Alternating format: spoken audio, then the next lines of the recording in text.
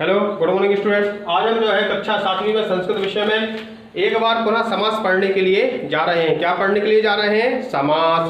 कौन कौन से समास? हम इसके पूर्व में जो है 3 समासों को पढ़ चुके हैं। एक था तत्पुरुष समास, दूसरा था कर्मधारय समास और तीसरा था द्विगु समास। आज हम जो है द्वंद्व समास और बहुव्रीहि को पढ़ने के लिए जा रहे हैं। द्वंद्व समास का अर्थ क्या होता है, पहले ये समझें आप। द्वंद्व समास का तात्पर्य होता है जहां पर दोनों पक्ष बराबर हों, जहां पर दोनों पद समान हो, उसको हम द्वंद्व समास कहते हैं। आई बात समझ में? जहां पर दोनों पक्ष बराबर हो, जहां पर दोनों पद बराबर हो, उसको हम द्वंद्व समास कहते हैं। इसलिए उसकी परिभाषा में लिखा है कि अत्र पदमद्वयम प्रमुखम भवति। अत्र यानी जहां पर पदद्वयम दोनों पद प्रमुखम भवति यानी प्रमुख होते हैं, उसको हम द्वंद्व समास कहते हैं।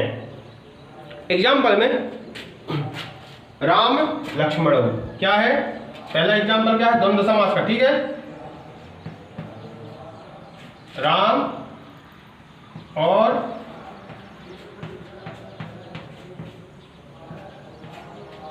अब आप देख रहे हैं यहां पर एग्जाम्पल में क्या लिखा है? राम लक्ष्मण। अब इसका विग्रह क्या होगा? रामः च और लक्ष्मणः च। क्या इसका विग्रह होगा? रामः च लक्ष्मणः च इसका विग्रह होगा। अथवा तो ऐसा भी हो सकता है रामश्च लक्ष्मणश्च। अब आप देख रहे हैं यहां पर कि दोनों पद यहां पर एक जैसे, जैसे राम है वैसे ही लक्ष्मण है, जैसे लक्ष्मण है वैसे ही राम है। बात आई नहीं आई समझ में? ठीक है, तो रामः च लक्ष्मणः च रामश्च लक्ष्मणश्च। तो जब आप विग्रह करेंगे इसका, इस पद का विग्रह करेंगे तो दोनों पदों में च लगेगा। जैसे इसमें भी च लगेगा, इसमें भी च लगेगा। और यदि आप एक जगह च लगाते हो तब आपका विग्रह अशुद्ध हो जाएगा। ध्यान देना, दोनों तरफ च लगेगा, इस तरफ भी च लगेगा, इस तरफ भी च लगेगा। इसका ध्यान देना है आपको। ठीक है, इस तरफ भी च लगेगा और इस तरफ भी च लगेगा। तो रामः च लक्ष्मणः च, रामश्च लक्ष्मणश्च। ठीक है, एक एग्जाम्पल हो गया। उसके बाद मैं आपको बताऊं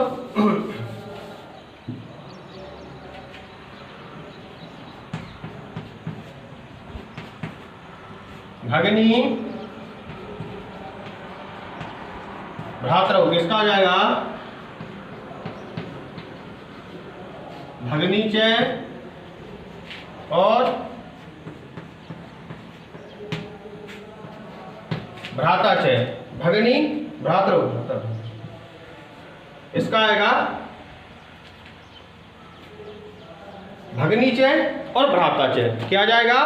भगिनी च भ्राता च, तो हो जाएगा भगिनी भ्रातरौ। तो ठीक है, लेकिन ध्यान इसका रखना है कि दोनों के साथ हमेशा च और च लगेगा। इसका आप ध्यान रखेंगे। ठीक है, दूसरा एग्जाम्पल हमारा क्या है? कृष्णार्जुनौ। क्या है दूसरा एग्जाम्पल? कृष्णार्जुनौ। कृष्णार्जुनौ।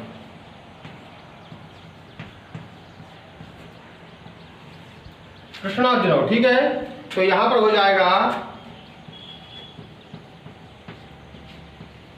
कृष्ण च अर्जुन च। क्या हो जाएगा? कृष्ण च अर्जुन च। तब यहां पर आप विसर्ग भी लगा देंगे। कृष्णः च अर्जुनः च, कृष्णा च अर्जुना च। तो यहां पर 2 शब्द हैं कृष्ण अर्जुन, यानी ये द्विवचन है। क्या है? द्विवचन है। लेकिन जब इसका विग्रह होगा तो आप समझेंगे कृष्णः च अर्जुना च है इति कृष्णार्जुनौ। क्या आएगा? कृष्णः च अर्जुनः च इति कृष्णार्जुनौ। तो इसलिए ये हो गया कृष्णार्जुन। ठीक है, ये हमारे 2 एग्जाम्पल किसके हो गए? द्वंद्व समास को गए। अब आइए बहुव्रीहि। बहुव्रीहि का क्या है? पीताम्बरा पहला एग्जाम्पल है। जहां पर दोनों पद प्रधान न होकर के तीसरा पद प्रधान होता है उसको हम बहुव्रीहि समास कहते हैं। बात आई समझ में? जहां पर दोनों पद प्रधान न होकर के तीसरा पद प्रधान होता है वहां पर बहुव्रीहि समास होता है। जैसे पीतम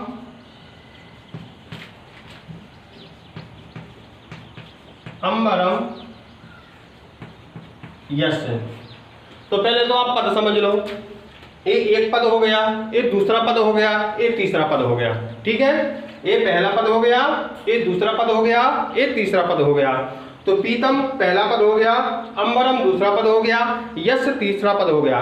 तो मैंने आपको परिभाषा में बताया था कि जहां पर दोनों पद प्रधान ना होकर के तीसरा पद प्रधान होता है वहां पर हमेशा बहुव्रीहि समास होता है। आई बात समझ में? जहां पर दोनों पद प्रधान ना होकर के तीसरा पद प्रधान होता है वहां पर हमेशा बहुव्रीहि समास होता है।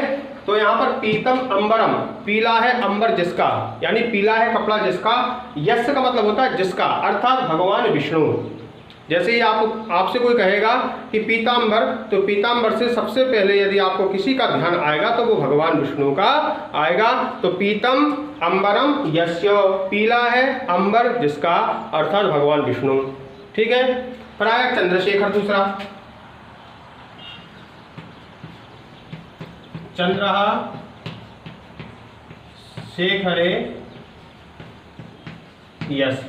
अब आप देख रहे हैं यहां पर चंद्रः यानी चंद्र, शेखरे यानी शिखर पर, यश यानी जिसके। अब आप यहां पर सोचते होंगे कि चंद्रमा को धारण कौन करता है सिर पर? तो ऐसे तो एक ही है, भगवान शंकर, वही चंद्रमा को अपने शिखर पर यानी सिर पर धारण करते हैं। तो जैसे ही हम नाम लेंगे चंद्रशेखर, तो हमने जैसे ही चंद्रशेखर नाम लिया तो तुरंत आपको भगवान शंकर का ध्यान आ जाएगा। तो दोनों पद जहां पर श्रेष्ठ नहीं होते, दोनों पदों को छोड़ करके जहां पर तीसरा पद श्रेष्ठ होता है वहां पर हमेशा बहुव्रीहि समास होता है। इसका हमको ध्यान रखना है। ठीक है, तो आज हमने क्या है, एक द्वंद्व समास पढ़ा और एक बहुव्रीहि पढ़ा।